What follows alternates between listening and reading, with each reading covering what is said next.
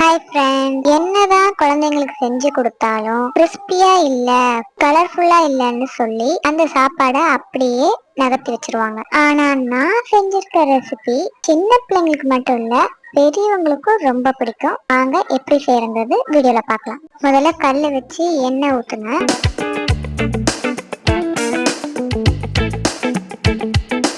முதல்ல முட்டைய நல்லா பொரியல் பண்ணிக்கோங்க. ஏன் சட்டியில செய்யாம இந்த மாதிரி பேன்ல செய்யறேன்னா இதுல உங்களுக்கு நல்லா அறுபடும். அதனாலதான் ஒரு பெரிய வெங்காயம், அரை தக்காளி, கேப்சிகம் எல்லாமே இப்ப வெங்காயம் எந்த மாதிரி சைஸ்ல கட் பண்றோமோ அதே மாதிரியே எல்லாமே கட் பண்ணிடணும். 4 சப்பாத்தி எடுத்துக்கோங்க. அதை இந்த மாதிரி ஸ்லைஸ் ஸ்லைஸா கட் பண்ணி எடுத்துக்கோங்க.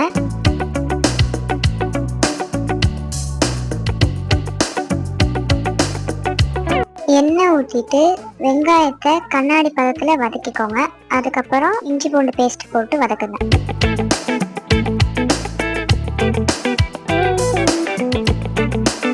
கேப்சிகம் போட்டு நல்லா வதக்கினதுக்கு அப்புறம் மசாலா ஐட்டம்லாம் போடலாம்.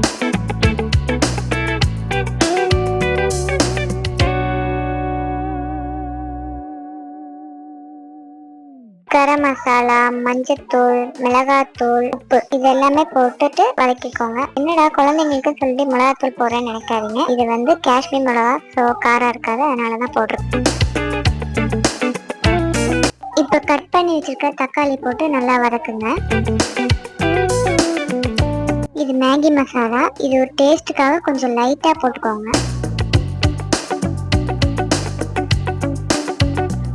இப்ப நம்ம கட் பண்ணி வச்சிருக்கிற அந்த சப்பாத்தியை போட்டு கிளறலாம்.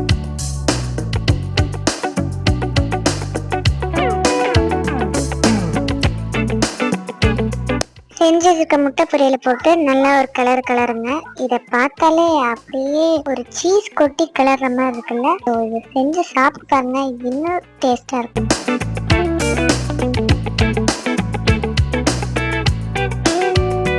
தக்காளி சாஸ் ஊற்றிக்கோங்க. இது வீட்டில் செஞ்சதுதான். இது வேணா ஊற்றிக்கோங்க, இல்லாட்டினா வேண்டாம். அதுக்கப்புறம் மிளகு லாஸ்ட்ல கொஞ்சோண்டு போட்டுக்கோங்க காரத்துக்கு லைட்டா. அதுக்கப்புறம் எண்ணெய் ஊற்றி நல்லா கலருங்க. இதுல இருக்கிற மேகி அப்படின்னு நினைக்கிறீங்க. என்னடா சப்பாத்தி இருக்குது, மேகி இருக்குது, இதை வச்சு என்ன பண்ண போறாங்கன்னு நினைக்கிறீங்க. முதல்ல ஃபுல்லா நம்ம வீடியோ பாருங்க.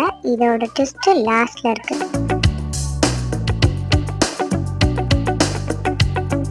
இது மேல நம்ம அந்த மேகிய வறுத்து வச்சுக்கிறத தூவி விடுங்க. இது எதுக்குன்னா நம்ம சாப்பிட்றப்ப அந்த கிறிஸ்பி இது வர்றதுக்காக தான் அதை நான் மேகியை யூஸ் பண்ணியிருக்கேன். அதுக்கப்புறம் கொத்தமல்லி தூவி சர்வ் பண்ணிருங்க. நம்ம டிஷ் ரெடி. என்னடா டிஷ்ன்னு சொல்லிட்டே இருக்காளே, இதோட பேர் இன்னும் சொல்லலையேன்னு நினைக்கிறீங்களா? பேரை இப்ப நான் சொல்றேன். இதோட பேரு சில்லி சப்பாத்தி ஃப்ரை.